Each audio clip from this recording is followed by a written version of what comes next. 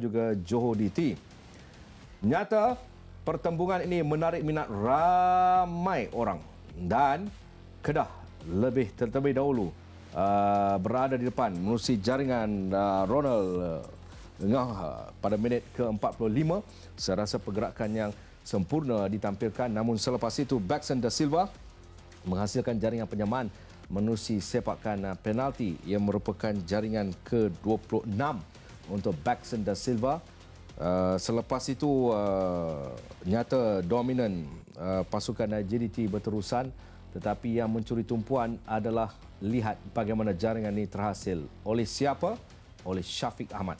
Satu kedudukan yang agak menarik menghasilkan jaringan, dan selepas itu nyata dia tidak puas dengan satu jaringan.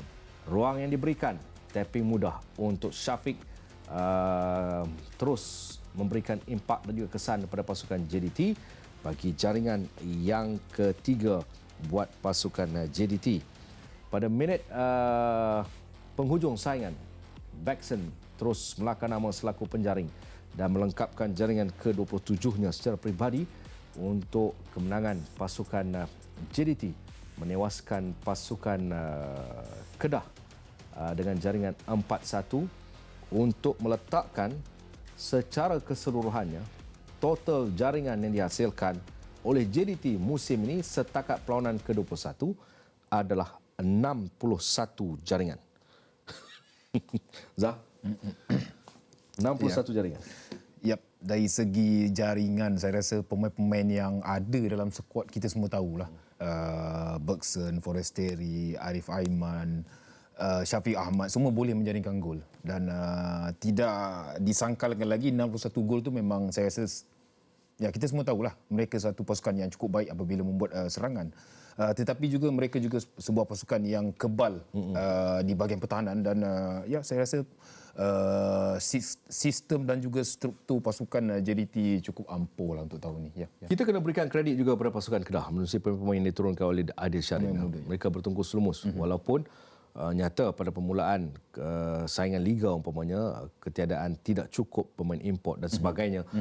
Namun saya katakan mereka telah berusaha sebaik mungkin apatah lagi berdepan dengan pasukan bakal ditabalkan selaku juara Liga Super di tempat lawan. Ia bukan tugas mudah sebenarnya.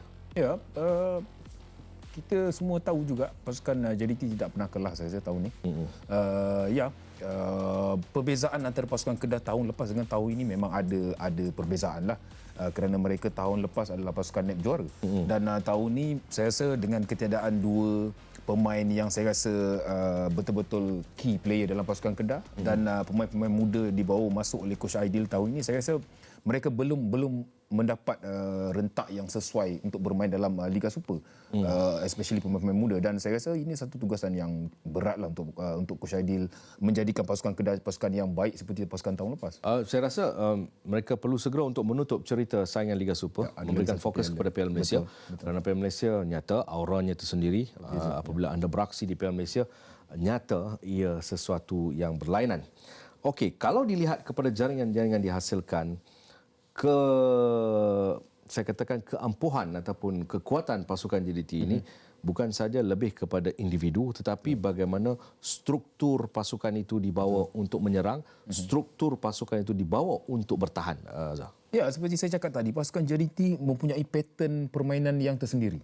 Dan kita boleh nampak mereka tidak terlalu gopoh dan juga gairah apabila membuat serangan, dan cuba memerhatikan di mana ada ruang yang mereka boleh masuk. Dan ya kita semua tahu mereka juga mempunyai 3 ataupun 4 striker force yang cukup baik pada malam ini. Boleh masuk di bahagian mana pun, dan itu satu kelebihan pasukan JDT kerana ya kita semua tahu mereka start bermain di bahagian bawah dan untuk pemain midfield, dan juga cuba mencari ruang yang baik untuk membuat through ball ataupun hantaran-hantaran yang baik untuk penyerang pasukan JDT. Ya. Okey, apapun kemenangan untuk pasukan JDT, Kedah perlu segera bangkit untuk meneruskan cerita di saingan Piala Malaysia yang akan mungkin memberikan cerita yang berbeza untuk pasukan dari utara tanah air.